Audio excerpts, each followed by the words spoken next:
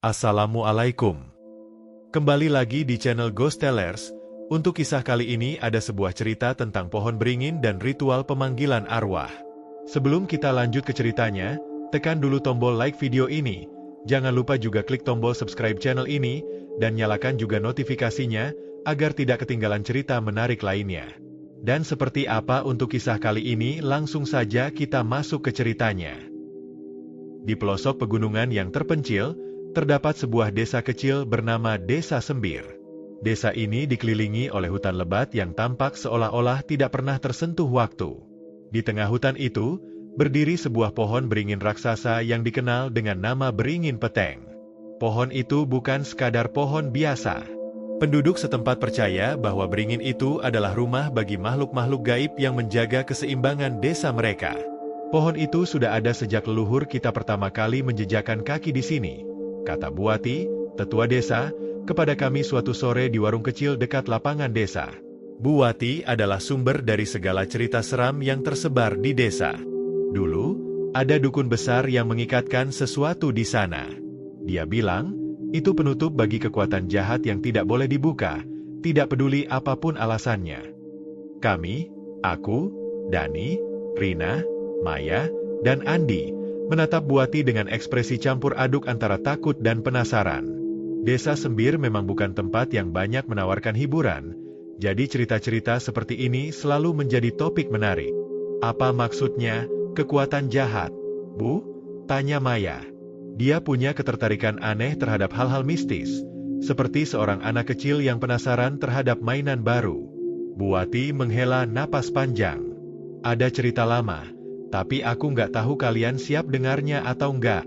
Katanya, pohon itu adalah tempat mereka, para penunggu, dibuang oleh seorang dukun besar. Kalau kalian ganggu, bukan cuma kalian yang celaka, tapi seluruh desa. Dani, seperti biasa, hanya mendengus. Buati suka lebay, ujarnya dengan santai. Aku pernah ke sana siang-siang, nggak ada apa-apa kok. Namun, kami semua tahu bahwa siang dan malam adalah dua dunia yang berbeda. Beringin itu memang tampak biasa saja di siang hari. Hanya sebuah pohon tua dengan akar-akar besar yang menjalar seperti tentakel, mencengkeram tanah di sekitarnya. Tapi saat malam tiba, pohon itu berubah menjadi sesuatu yang menakutkan. Daun-daunnya bergesekan dengan suara berderit yang mirip bisikan, dan bayangannya di bawah sinar bulan seringkali terlihat seperti sosok manusia raksasa yang berdiri mengawasi. Tapi kalian dengar nggak cerita minggu lalu? Tanya Rina. Dia adalah satu-satunya yang punya akal sehat di antara kami berlima, meski seringkali gagal menghentikan Dani. Pak Darmin bilang dia lihat bayangan besar di bawah pohon itu waktu pulang dari kebun. Paling cuma bayangan burung hantu, cemooh Andi, yang selalu menjadi penggembira grup dengan leluconnya. Namun pembicaraan itu menjadi lebih serius ketika Dani mengeluarkan sesuatu dari tasnya. Sebuah kertas tua dengan tulisan tangan berantakan, penuh simbol-simbol aneh yang membuat bulu kuduku berdiri. Lihat ini, katanya dengan nada penuh semangat. Aku nemu di lemari belakang rumah almarhum kakekku. Ini kayaknya semacam petunjuk untuk ritual pemanggilan. Aku menatap kertas itu dengan perasaan tidak nyaman. Di satu sisi, aku penasaran. Di sisi lain, aku tahu bahwa bermain-main dengan hal-hal seperti ini hanya membawa masalah. Kamu serius mau nyoba? Dan, tanyaku akhirnya. Kenapa enggak? Jawabnya, matanya berbinar. Kita cuma nyoba. Kalau enggak ada apa-apa, ya udah.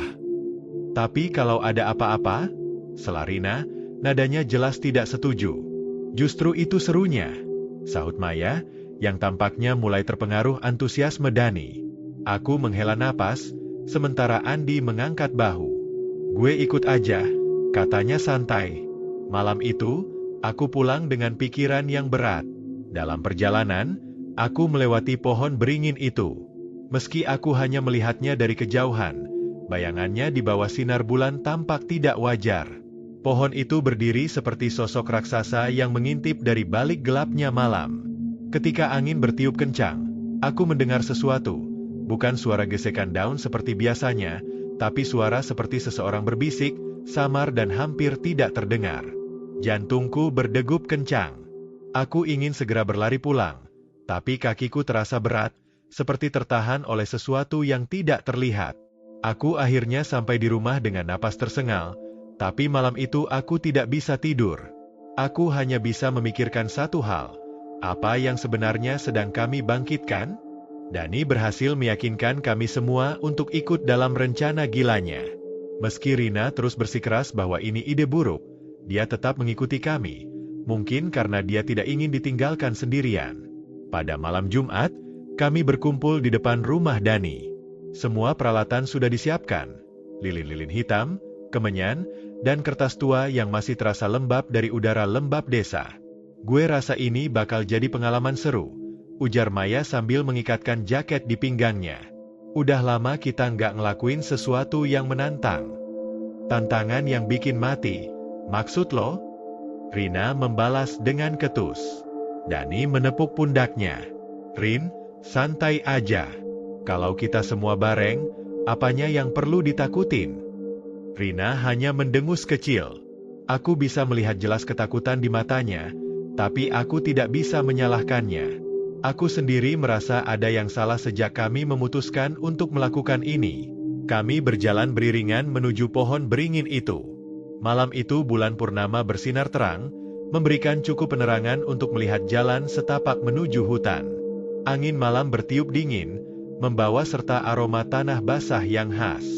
Sesampainya di sana, suasana berubah drastis. Pohon beringin itu tampak jauh lebih besar di bawah sinar bulan. Akarnya yang menjalar seperti cakar raksasa, menjebak tanah di sekitarnya. Cabang-cabangnya melengkung seperti tangan kurus, menggapai langit malam. Dan meski tidak ada angin yang bertiup di sekitar kami, daunnya tetap bergoyang, seolah-olah hidup. Kita mulai di sini, kata Dani, menunjuk ke tanah kosong di bawah pohon. Dia segera mengeluarkan kertas tua itu, membacanya dengan nada pelan. Suaranya bergema di antara pohon-pohon, memberikan kesan seolah-olah ada orang lain yang mengulangi setiap katanya. Aku melirik Rina, yang menggenggam tangannya erat-erat. Maya dan Andi membantu menyalakan lilin-lilin hitam, meletakkannya membentuk lingkaran di sekitar kami. Aroma kemenyan yang dibakar mulai menyelimuti udara, membuatku merasa mual. Kita harus panggil mereka sekarang, ujar Dani dengan semangat yang tidak wajar. Dia mulai membaca mantra yang tertulis di kertas itu. Kata-katanya terdengar aneh, seperti campuran dari beberapa bahasa yang tidak kami mengerti. Aku tidak tahu apa yang sebenarnya kami lakukan, tapi udara di sekitar kami tiba-tiba terasa berubah. Suhu yang tadinya dingin menjadi lebih panas, seperti ada sesuatu yang mendekat. Ini nggak bener, bisik Rina, suaranya gemetar. Aku hendak menyuruh Dani berhenti, tapi tiba-tiba angin bertiup kencang. Lilin-lilin di sekitar kami padam serentak, meninggalkan kami dalam kegelapan. Siapa yang matiin lilin? Andi bertanya, suaranya terdengar tegang. Nggak ada yang matiin. Itu angin, balas Maya dengan nada panik. Sebelum kami sempat menyalakan lilin kembali, suara tawa kecil terdengar dari balik pohon. Suara itu lembut, hampir seperti suara anak kecil, tapi ada sesuatu yang tidak wajar di baliknya. Tawa itu tidak berhenti, malah semakin keras dan memenuhi udara. Siapa itu? Dani berteriak, mencoba menunjukkan keberanian. Tapi suaranya goyah. Kami semua memutar kepala, mencari sumber suara, tapi tidak ada apa-apa di sekitar kami. Tiba-tiba, aku merasakan sesuatu mencengkeram pergelangan kakiku. Aku melompat mundur, berusaha melihat ke bawah, tapi tidak ada apa-apa di sana. Kita harus pergi sekarang, kata Rina dengan nada mendesak. Dani, yang biasanya tidak pernah takut, berdiri membeku di tempatnya. Wajahnya pucat pasi, dan dia terus melihat ke arah pohon beringin. Ada sesuatu di sana, bisiknya. Kami semua mengikuti pandangannya. Di bawah bayangan pohon, aku melihat sesuatu yang membuat darahku membeku. Sebuah sosok berdiri di sana, tinggi dan kurus, dengan wajah yang tidak bisa aku deskripsikan karena tertutup oleh gelapnya bayangan. Sosok itu tidak bergerak, hanya menatap kami. Kabur! Andi berteriak, memecahkan keheningan. Kami semua berlari sekuat tenaga, meninggalkan semua peralatan kami di sana. Tapi tawa itu tidak berhenti, malah semakin keras dan seolah-olah mengikuti kami. Aku merasa napasku tersengal-sengal saat kami akhirnya keluar dari hutan. Namun, saat kami melihat ke belakang, Dani tidak ada bersama kami. Kami berdiri terengah-engah di pinggir hutan, mencoba memahami apa yang baru saja terjadi. Rina menangis terisak-isak, memeluk tubuhnya yang gemetar. Andi dan Maya terdiam, wajah mereka penuh ketakutan. Namun yang paling mencemaskan adalah, Dani tidak ada bersama kami. Dani? Dia nggak ikut keluar, kataku dengan suara tercekat. Apa maksud lo? Dia tadi lari bareng kita, balas Andi dengan panik. Tapi sekarang dia nggak ada, seru Maya, matanya berkaca-kaca. Kami saling berpandangan, menyadari bahwa sesuatu yang buruk telah terjadi.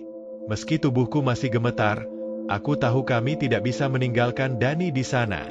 Kita harus cari dia, kataku akhirnya, meski suara hatiku menjerit untuk tidak kembali. Lo gila? Rina hampir menjerit. Kita baru aja nyaris mati di sana. Gue nggak mau balik. Kita nggak bisa ninggalin Dani, jawabku, mencoba terdengar tegas meski ketakutan menguasai diriku. Andi mengangguk pelan.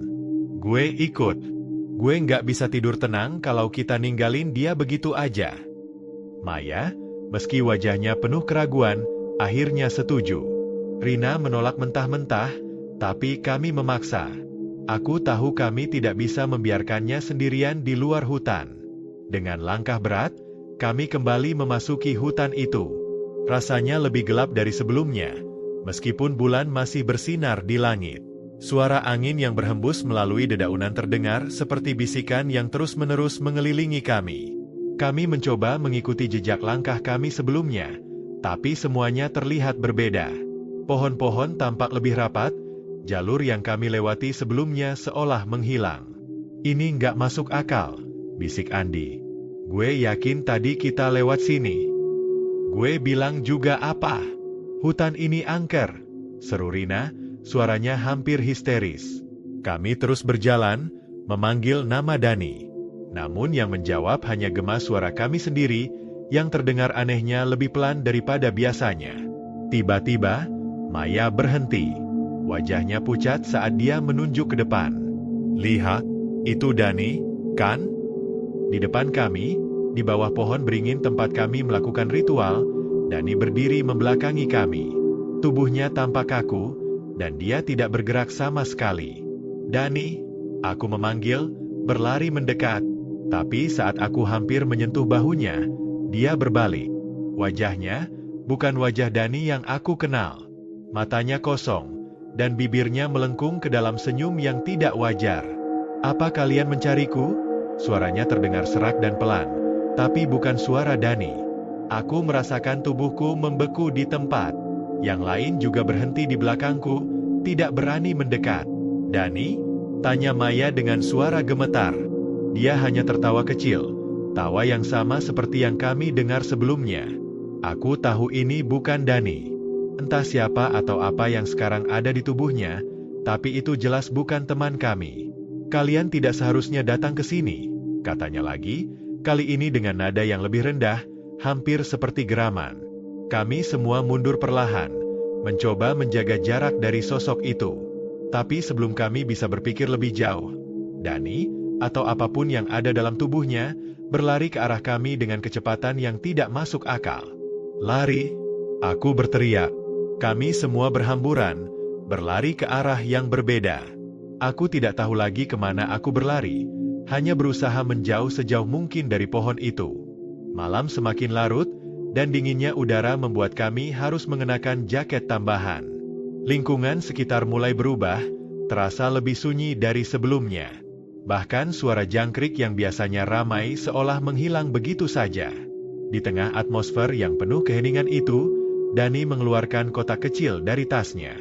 Ini dia, katanya sambil membuka kotak itu dengan hati-hati. Di dalamnya terdapat boneka kecil yang sudah terlihat usang, lengkap dengan kain putih yang membungkus tubuhnya. Sebuah pensil dan secari kertas juga ada di sana. Apa itu? Tanya Maya dengan nada tak yakin. Jai langkung, jawab Dani dengan nada serius. Kita akan coba berkomunikasi dengan mereka yang katanya menghuni tempat ini. Aku menelan ludah, merasa tidak nyaman dengan ide ini. Dan, serius? Bukannya tadi kita cuma mau cerita-cerita horor biasa? Kenapa jadi begini? Protesku. Justru ini kesempatan langka, sahut Dani sambil tersenyum kecil, meskipun ada nada gugup dalam suaranya. Kapan lagi kita bisa tahu apakah semua cerita itu benar atau cuma mitos? Kalau aku nggak yakin, ujar Rina, melipat tangan di dada. Mainan kayak gini nggak pernah membawa hal baik. Namun, Dani tetap bersikeras. Dengan bantuan Andi, dia mulai menyiapkan ritual. Mereka menancapkan kayu berbentuk salib kecil ke dalam boneka itu, lalu mengikatkan benang ke bagian atasnya. Dani meletakkan boneka itu di tengah lingkaran kecil yang kami buat dari batu-batu di sekitar perkemahan. Duduk melingkar, perintah Dani. Meskipun dengan rasa enggan, kami semua akhirnya duduk di sekitar lingkaran itu. Maya dan Rina tampak paling gelisah, sementara Andi hanya menatap boneka itu dengan penuh rasa ingin tahu. Aku sendiri merasa ada sesuatu yang salah, tapi tidak tahu bagaimana menghentikannya. Dani mulai membaca mantra yang terdengar aneh, seperti kombinasi dari bahasa kuno dan kata-kata yang sulit dimengerti. Saat itu, suasana di sekitar kami mulai berubah. Udara terasa lebih dingin, dan angin sepa-sepa mulai bertiup meskipun sebelumnya sangat tenang. Boneka Jailangkung yang tadi diam saja kini mulai bergerak sedikit, membuat Rina spontan mundur. Dani, udahan aja, deh. Ini nggak lucu lagi, ujarnya dengan suara gemetar. Tapi Dani tampak terpaku. Tangannya gemetar, namun dia tetap membaca mantra itu. Lalu, tanpa peringatan, pensil yang terikat pada boneka itu mulai bergerak sendiri di atas kertas. Kami semua terdiam, menyaksikan dengan mata membelalak saat pensil itu menulis sesuatu. K-A-L-I-A-N, tulis pensil itu perlahan. Huruf-hurufnya besar dan menakutkan.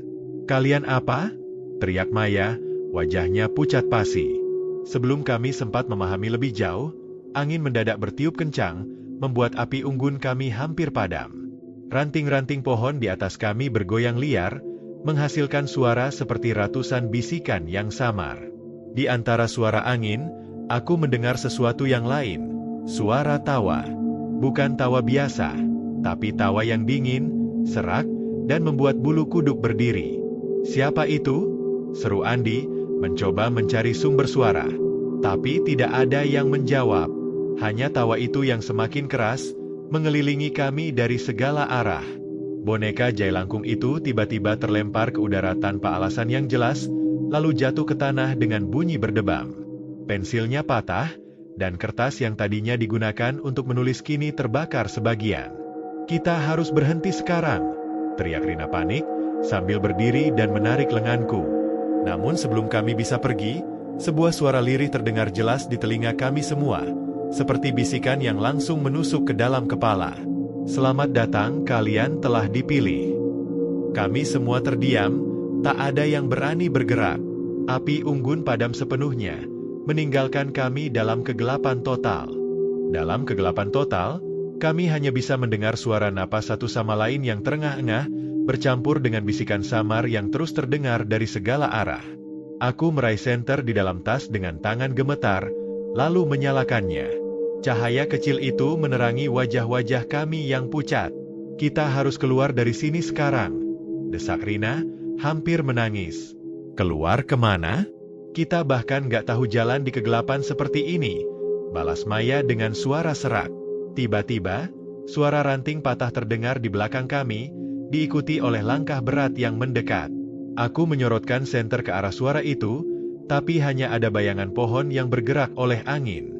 Langkah itu berhenti, namun suasana semakin mencekam. Siapa itu? Jangan main-main. Andi berteriak, mencoba memberanikan diri. Tapi tidak ada jawaban, hanya keheningan yang semakin berat. Dani, yang sejak tadi memimpin ritual, kini terlihat ketakutan. Dia memegang lenganku erat. Kita harus kembali ke tenda, bisiknya. Ini bukan sesuatu yang bisa kita hadapi. Kami semua setuju dan segera bergegas menuju arah di mana tenda-tenda kami berdiri. Namun, sesuatu yang aneh terjadi, kami terus berjalan, tetapi tidak menemukan tenda-tenda itu. Jalan setapak yang kami buat sebelumnya kini berubah, seperti membawa kami berputar-putar di tempat yang sama. Ini nggak mungkin, gumamku. Kita sudah lewat pohon ini tadi. Maya menangis keras, dan Rina mencoba menenangkannya, meskipun dirinya juga ketakutan setengah mati. Sementara itu, Dani terus memeriksa arah dengan kompas kecil yang dia bawa, tapi jarumnya berputar-putar tanpa arah yang jelas. Tiba-tiba, Andi berhenti berjalan dan menatap ke arah pohon beringin besar di depan kami. "Lihat," katanya dengan suara bergetar. Kami semua menoleh, dan jantungku serasa berhenti. Di bawah pohon itu, samar-samar terlihat sosok wanita berambut panjang dengan pakaian putih compang-camping, berdiri membelakangi kami. Sosok itu tidak bergerak, tapi kehadirannya memancarkan aura dingin yang membuat tubuhku lemas. "Jangan lihat, jangan lihat," bisik Dani, menarik kami semua untuk berbalik. Tapi ketika kami berbalik, sosok itu sudah berdiri di hadapan kami. Maya menjerit histeris dan pingsan di tempat. Andi langsung menggendongnya sambil berteriak, "Kita harus lari." Kami berlari sekuat tenaga, meninggalkan sosok menyeramkan itu. Tapi suara tawa nyaring dan berat mulai terdengar lagi, seolah mengejek kami. Ranting-ranting pohon di atas kami bergoyang liar, beberapa bahkan seperti menjulur turun, mencoba meraih kami. Ketika akhirnya kami menemukan jalan setapak yang terlihat familiar, Dani berhenti mendadak. "Tunggu," katanya dengan napas tersengal. "Mana Rina?" Kami semua terdiam. Baru kami sadari, Rina tidak lagi bersama kami. "Kita harus cari dia." Andi bersikeras. "Tapi dia sudah tertinggal jauh," jawab Dani dengan nada putus asa. "Kita nggak bisa balik ke sana. Dia teman kita, dan," balasku tegas.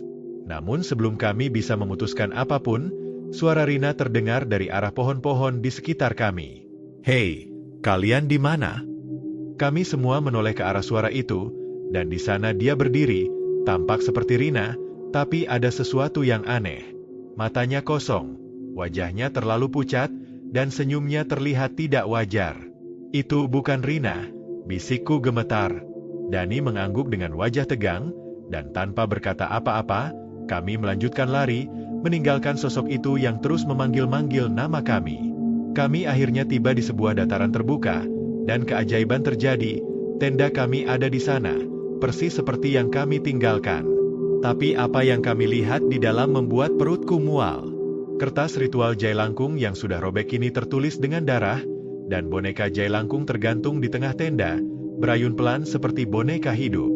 Dani, yang biasanya berani, jatuh berlutut. "Kita nggak akan bisa keluar dari sini. Kita sudah terlalu jauh," katanya sambil menangis. Aku menggenggam pundaknya, mencoba menguatkan. "Kita akan keluar. Kita harus. Jangan biarkan mereka menang." Keheningan di sekitar tenda terasa memekakan. Suara langkah kami yang tadi mengoyak dedaunan kini terhenti. Mata kami semua terpaku pada boneka Jailangkung yang menggantung. Ayunan pelannya terasa lebih menakutkan daripada semua suara tawa atau bisikan yang sebelumnya kami dengar. Ini nggak mungkin," bisik Andi, yang wajahnya kini seterang kertas ritual di lantai. Kami semua berdiri terpaku, terlalu takut untuk bergerak. Aku memaksakan diri maju beberapa langkah, ingin memastikan apa yang kulihat nyata. Namun saat aku mendekati tenda, boneka itu tiba-tiba berhenti berayun dan kepalanya berputar perlahan ke arahku. Keluar dari sini, terdengar suara serak dan dalam, seolah datang dari dalam boneka itu sendiri. Aku mundur dengan cepat, nyaris kehilangan keseimbangan. Dani langsung menarikku ke belakang. "Kita nggak bisa di sini. Tempat ini bukan milik kita lagi." Namun, sebelum kami bisa melangkah lebih jauh, suara langkah-langkah berat terdengar dari hutan di sekeliling kami. Puluhan, tidak, ratusan langkah yang bergerak dalam ritme aneh, mendekat ke arah tenda. Kami hanya bisa saling menatap, dan satu perasaan muncul di benakku, kami sudah dikepung. Andi, yang masih menggendong Maya yang pingsan, mulai panik.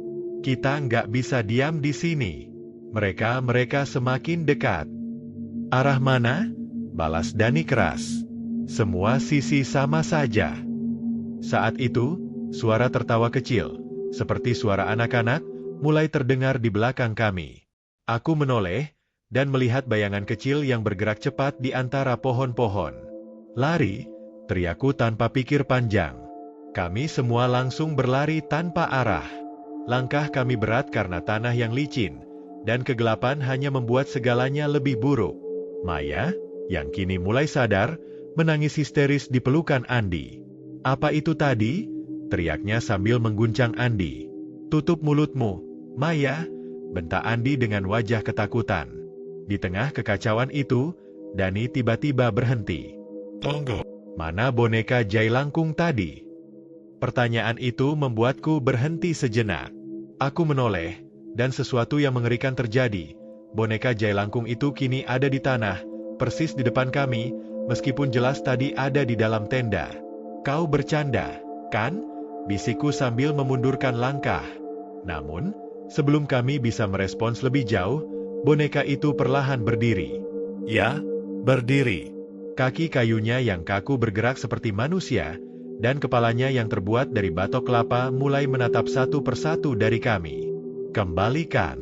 Kembalikan!" boneka itu bergumam dengan suara yang lebih mirip bisikan angin. "Kembalikan apa?" Dani berteriak keras. "Kita nggak ngambil apa-apa." Boneka itu tertawa pelan, lalu menunjuk arahku dengan tangan kayunya yang bengkok.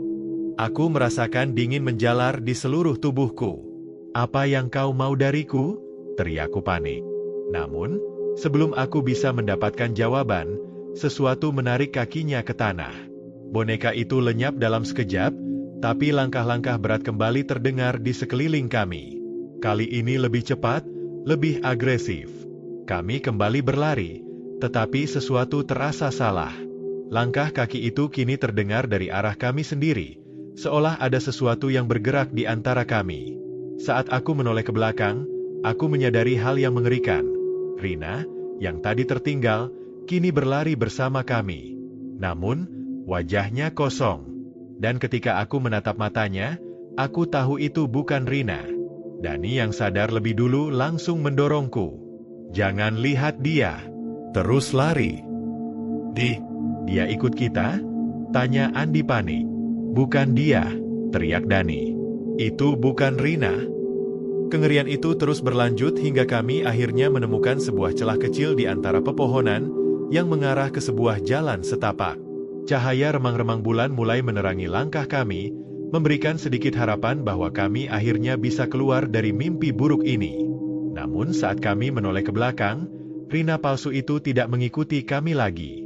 Dia berdiri di tengah kegelapan, menatap kami dengan senyum tipis yang membuat tubuhku merinding. "Tunggu," bisik Maya pelan. "Mana Andi?"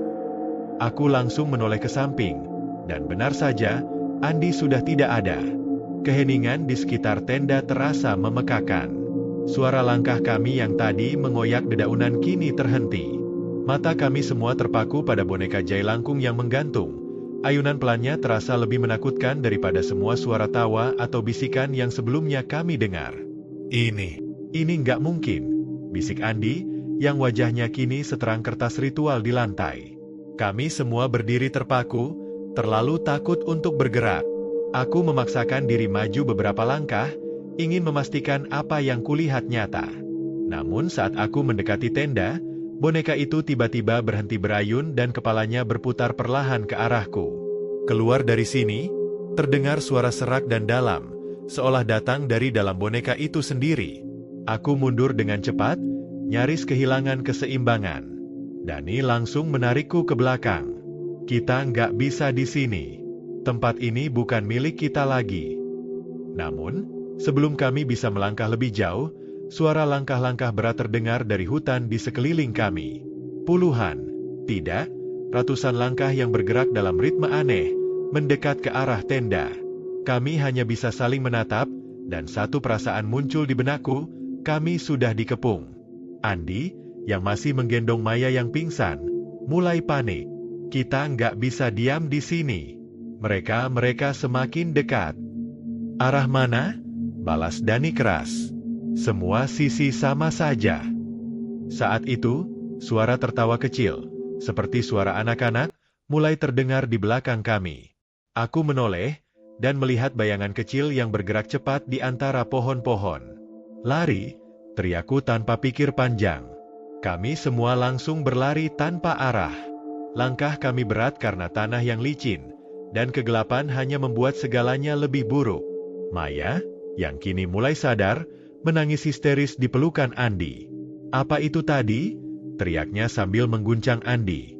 "Tutup mulutmu, Maya," bentak Andi dengan wajah ketakutan. Di tengah kekacauan itu, Dani tiba-tiba berhenti. Tunggu. "Mana boneka Jailangkung tadi?" Pertanyaan itu membuatku berhenti sejenak. Aku menoleh, dan sesuatu yang mengerikan terjadi.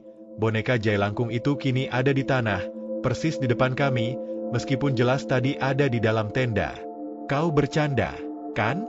bisikku sambil memundurkan langkah. Namun, sebelum kami bisa merespons lebih jauh, boneka itu perlahan berdiri. Ya, berdiri. Kaki kayunya yang kaku bergerak seperti manusia, dan kepalanya yang terbuat dari batok kelapa mulai menatap satu persatu dari kami. "Kembalikan! Kembalikan!" boneka itu bergumam dengan suara yang lebih mirip bisikan angin. "Kembalikan apa?" Dani berteriak keras. "Kita nggak ngambil apa-apa." Boneka itu tertawa pelan, lalu menunjuk arahku dengan tangan kayunya yang bengkok. Aku merasakan dingin menjalar di seluruh tubuhku. "Apa yang kau mau dariku?" teriakku panik. Namun, sebelum aku bisa mendapatkan jawaban, sesuatu menarik kakinya ke tanah.